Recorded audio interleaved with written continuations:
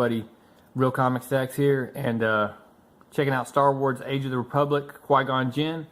And when I finished my Obi-Wan Kenobi video, I realized I left a lot of meat on the bone as far as the story, the discussion, and I realized I really haven't been using anything above my neck when I'm reviewing these. I kind of go through them, I read them, and then I kind of a lot of times feel like I'm going too long, and I don't adequately discuss the content and the material that's in the book. So I'm gonna try to do a better job of that. I switched my format where I'm doing it on my phone directly, and just flipping the pages in front of you to save time in production. But I feel like in a way it's caused me to get a little lazy. So Qui-Gon Jinn, you've already inspired me. So here, let's get into this. This was a good book. This dove into if there was a Jedi you wanted to be, and in the Star Wars galaxy, you know, Anakin had his angst, his internal turmoil. He had been through so much as a child, and then goes through so much coming in and eventually becoming Vader. Obi-Wan, I mean, I can't remember who said it, but I believe it was Lucas. Basically said he was an average Jedi. He was middle of the road. I mean, I love Obi-Wan. He's by far one of my favorite characters, and he is my favorite character in the original, actually the first two trilogies. And then, well, that's not true. We'll have to discuss further in the original trilogy, but in the prequels, he's definitely my favorite. And then you get Qui-Gon Jinn, though. Qui-Gon Jinn was this. He was the Jedi who didn't have to go with the Council, and maybe that was Obi-Wan's hang-up, and why Obi-Wan wasn't ready to be a master and train Anakin. Because he did always kind of go with the Council. He was worried about what the Council will do, and it comes to the Council's not going to like that, Anakin, and he just comes up. Qui-Gon was not that way. He understood, and we'll get into this and discuss some really good points that he brings up during this. It's Jody Hauser again, Cory Smith and pencils, and Walden Wong, your inker. They did a good job with this. The art's good, and the story's good. Opens up right off the bat on the planet of Bryn, and Qui-Gon is under fire. They are in a retreat, and he is radioing back to Obi-Wan for an extraction. And they have a mistress there. She is some kind of princess, mistress, whatever on this planet. And she's over, I guess, the Wood Clan, and without her permission, the Metal Clan, which is these dudes, cannot cut down the trees of her land. Well, they're standing there. They get surrounded. And then Mistress there throws up this comment here. You think that you can face the might of a Jedi warrior? You and your blasphemy will be... And at that point, Obi-Wan flies in. She's confused as to what are you doing? You're a Jedi. Why aren't you slaying all these guys? And he explains that he was there to find a peaceful solution. That has obviously failed, and it's time that cooler heads prevail, and they extract. They get out. And so through a hail of gunfire, blaster fire, he yanks her out, jumps on the ship with Obi-Wan, and they get out of there. Now, at this point, she simply is just flipping out, saying, you cannot, they're going to cut down all my trees. And he points out the fact that by your own laws, They need your word or your blood before they can harm a single leaf. So he's kind of got, well, I just removed the part of the equation, and we don't have a problem anymore. We can let cooler heads prevail. We can find allies on Coruscant, and hopefully find a peaceful solution to this. Well, this is the part that actually bothers Qui-Gon right here, and it's she's wanting them to strike them down, and basically you fought for me, you were on my side, and he's explaining, I defended you, and then she throws out this, I heard the Jedi were great warriors. Come on, focus. But you run at the first sight of a fight. That's the first sign of a fight, and the legends never hinted at your cowardice. Now this hits Qui-Gon, but not for the reason you would think, because he's discussing it with Yoda later, which he comes out, and Yoda does, and he's asking for the report from the council, and Qui-Gon knows he's not there for that, because Obi-Wan already filed his report, and it's going to say the same thing. But he points out that what bothered him is that the priestess called him a great warrior. And this is some deep cuts for Star Wars, and honestly for Yoda and the council, and because he starts talking about, why are we here? There's little understanding of our purpose here in Coruscant. They're seen as soldiers to the Republic, and you go into the Clone Wars, and basically they're all serving as generals, and there's no. That's what they were looked at. They were looked at as great warriors. Anakin Skywalker raised as a great battlefield leader. He was, during the Clone Wars, and these are some Qui-Gon's diving into it and saying, we're being used as a weapon of the Republic, and perhaps if we don't stop, we're going to lose the focus on what we're really here for. And we're maybe forgetting that already. The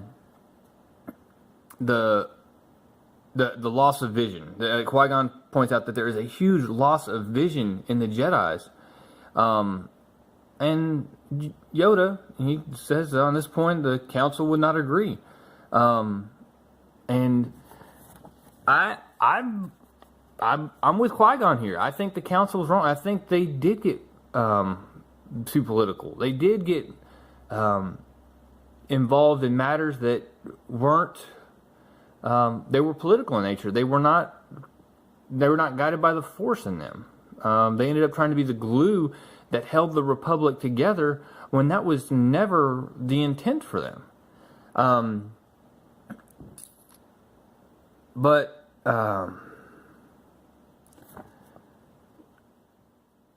And Yoda basically says, "Hey, you have to find some answers." And what Qui-Gon does, he goes and he hops in a ship, and it's kind of funny. I'm gonna skip this page because I don't want to show all of it. But he hops in a ship. He closes his eyes. Seriously, lets the Force guide him to an unnamed, charted but unnamed planet. There's an abundance of life on it, he says. So he goes down, and it's a beautiful planet. But as he's walking across it, he can feel a corruption. The colors here are really good. The art with Qui-Gon, I think they did a really good job with the pencils and stuff. But he feels something. He doesn't know why he's here. Is it spreading? Am I here to stop it? Am I here to understand it? And then he walks up on this, an old dark side temple of some kind. He walks into it, and he sits down, and he begins to meditate and trying to understand it. And we get two really good pages of art here of Qui-Gon meditating, and then these things rising around him. And he, of course, reaches for his lightsaber, surrounded by these 5 beasts or whatever. And it looks really good. And on the next page, the art just continues. No dialogue, just good art. I mean, you can see these are those pages you could sit and get lost in for 5-10 minutes, and just looking at the amazing detail. He tears through these beasts with his lightsabers, and then as he's vanquished them all, he's sitting there and he starts looking, and they're people. They're not these beasts. Now I don't think that's Maul or but I don't think that's any Jedi's he knows perhaps. But then he looks down at his hands and sees where through battle this dark corruption is in him now.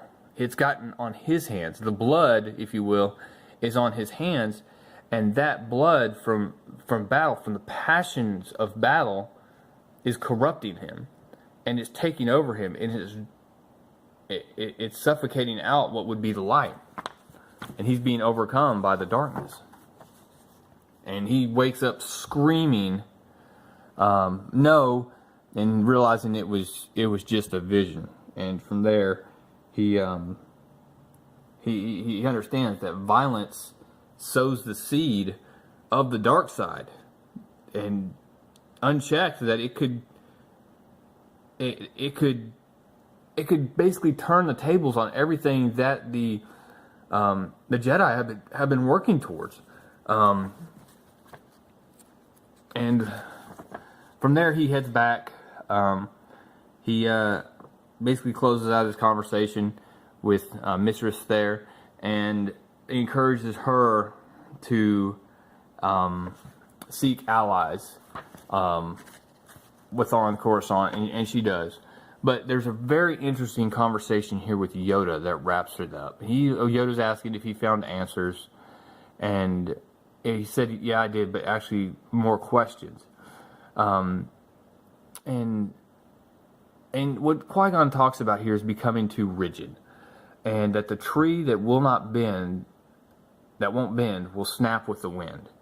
And I foreshadow this in a lot of ways in the way that the council reacted to Anakin, the way they treated Anakin, the way that it was too late. They didn't accept him fully. And if they had embraced him, if they had brought him in, if they had showed him the same level of respect. I mean, if he were the one, then why possibly, even just possibly the one, then why were we so hesitant to embrace him, if that's what our teachings tell us we should expect?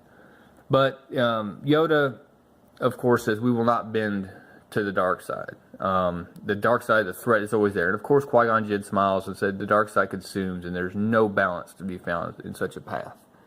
And he's right. The dark side, it doesn't seek a balance the same way that the light does. But the light, in this, I believe, was too rigid. But that's a whole deep, real deep conversation, in that the light side was always, you didn't embrace the very best of the light side. If you didn't embrace love, if you didn't embrace friendship and those things, yes, you can experience loss. But that's the balance. That's if you're unwilling to experience loss, then you can never experience love. And I think that is a critical aspect that the light side misses in Star Wars. But guys, that's all I got from now. I know this video was a little bit longer, but thank you for hanging in there. I hope you enjoyed the review. What do you guys think? Qui-Gon Jinn, was he right? What would have turned out different? I know Star Wars Theory's probably done a video on it. If Qui-Gon Jinn had survived and raised Anakin. But guys, that's all I got. Make sure you're subscribed. Appreciate a like, and hit that bell for notifications so we can squad up on some comments and have a notification squad going on. That's it, guys. Real Comic Stacks out.